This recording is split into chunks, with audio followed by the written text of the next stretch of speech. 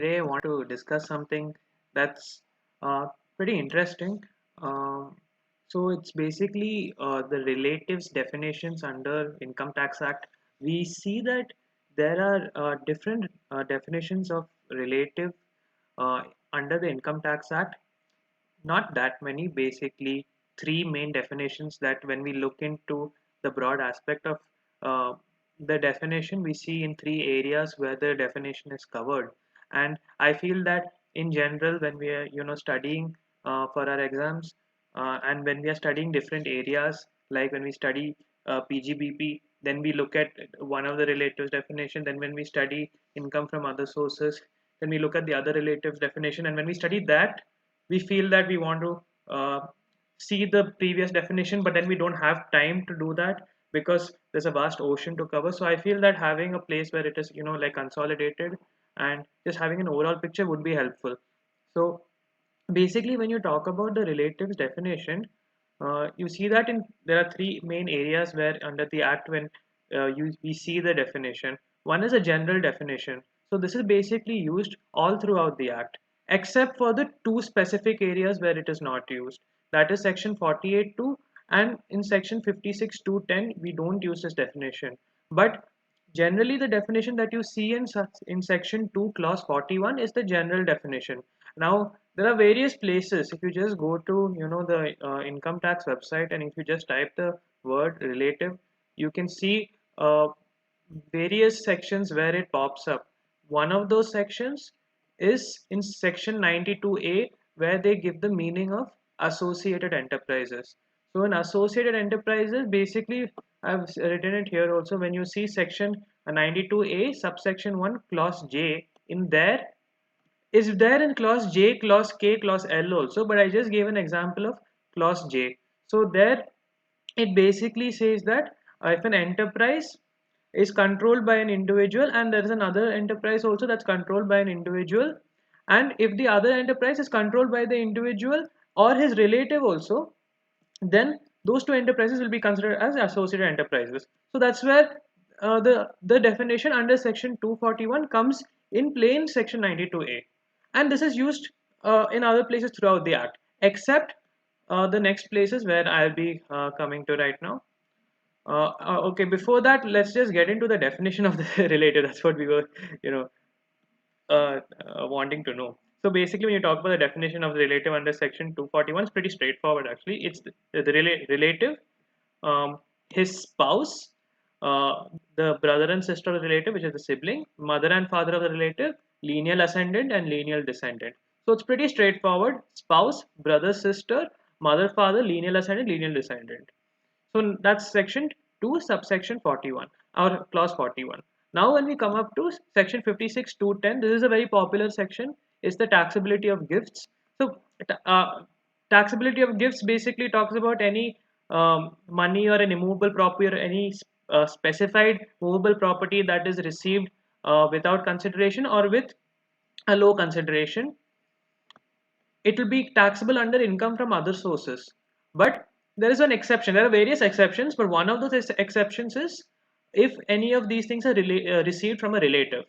So now, basically, if they receive from a relative, they won't be taxable under income from other sources.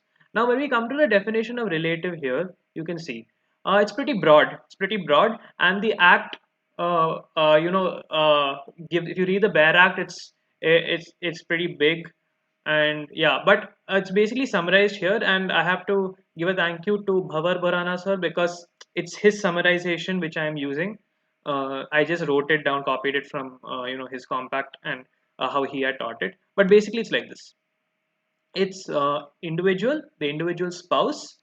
Now, when you talk about the individual spouse, the mother father of the individual, the lineal ascendant and the spouse of the individual, the lineal descendant of the individual, along because the lineal descendant of the individual will be the lineal descendant of the spouse as well, and the brother, sister, and spouse of the individual, and your uncle and aunt also will be your relative. So your brother, sister, and spouse of the mother of your mother or father will be your relative as well. And also your spouse's mother father will be your relative, your spouse's lineal ascendant and spouse will be the relative, and your spouse's lineal descendant spouse will be your relative. Also, your sibling of your spouse will be your relative. Now, interestingly, your spouse's uncle and aunt won't be your relative. And also here, there's like a case where, see, if you're the assessee, your uncle will be your relative.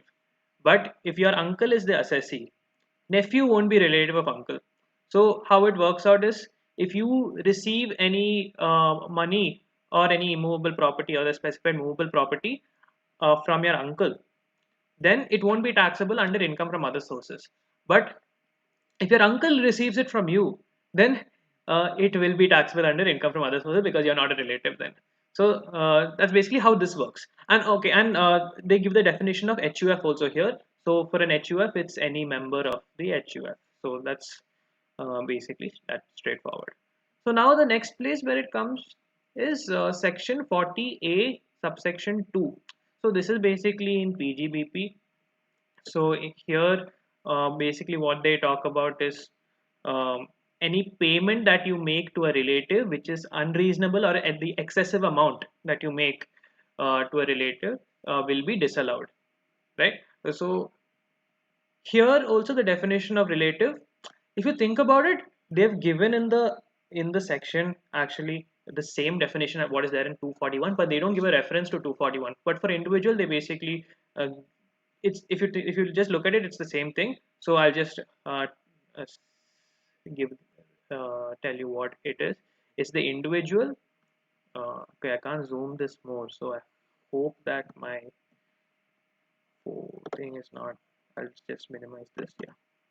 So it's basically the individual spouse, the mother, father, and the lineal ascendant, and the lineal descendant, and the individual's brother, sister. It's the same as section 241. Yeah, we just look at compare with section 241 also. Individual, his spouse. Um, oh, sorry, I have to go to section 241.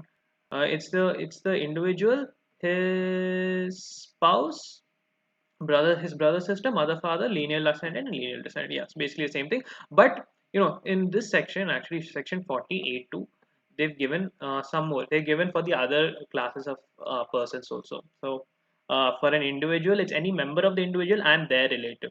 But if you see sections 56 to 10 is just member. Section 56, section 48.2, may they give in member and their relative. Firm LLP, it is a partner and the relative. Company, it is the director and the relative. Association of persons and a body of individuals, it is their member and their relatives will be the relative of an AOP or BOI. So this is basically for the disallowance. Now next is okay. I'll just, you won't be able to see this, so I'll put this up. So the next thing is, um, if an assessee, that is any person, either company, individual, firm, HUF, whatever, if an assessee has substantial interest in any other person, or that person has substantial interest in you, substantial interest is basically 20% or more shareholding or 20% or more profit sharing ratio, then you both will be considered as relatives. Excuse me. Also, a co-subsidiary company. Suppose for a company that's a co-subsidiary, so you have a common holding company. You both will be a relate. You both will be basically relatives. So that's basically the definition of relative that's here. Um, I'll be putting up this entire PDF. If you in the link in the description will be there. You can see it, because I feel that when we're preparing for our exams, uh, these kind of things, like these small differences, I felt that when I was preparing for it, I've always wanted to know what is the meaning of relative here, but what is not the meaning of a relative in this section. But I always felt like the pressure to keep on going and keep on studying, because there wasn't any time and there's a lot of syllabus to cover. So you don't think about these things at that time, and you won't find the importance when you're studying for the exam and the examination pressure is there. So it's better that you have this video and it's there in one place. These notes are there. If you just want to go back and see, you can see. And also, if I've made any error or anything, just let me know, because it can be, obviously, when you read the bare act, um, there'll be a lot of more nitty-gritties, because I know in section 56 uh, there are actually a lot of more places where there's a specific definition of relative, and in section 56.2.10 they refer those. I think section 56.2.10 they refer 56.2.7 where the definition of relative is there. So I think that's how that works. Anyway, that was all from my side. See you later.